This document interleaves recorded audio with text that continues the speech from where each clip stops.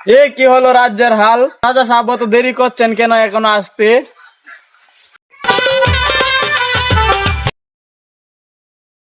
সাবধান, মহারাজ হাজির।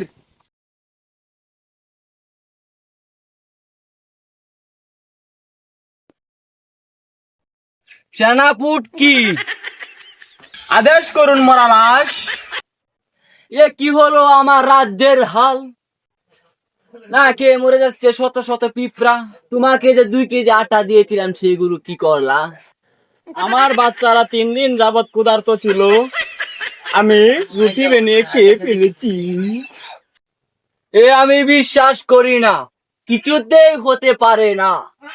আমার গরিব দুঃখী লাগে আটা আনছিলাম, তুমি সেগুলা খেয়ে ফেলছো। আমি বিশ্বাস করি না, বিশ্বাস করি না আমি। তোমার তো কঠিন শাস্তি হবে। আমাকে মাফ করে দিন মহারাজ। এ কিছুতেই সম্ভব না আমার সেনাপতি। প্রজাপতি, ওকে নিয়ে যাও এখান থেকে। না আমার লাশ, না আমি যাবো না। না আমার লাশ, না।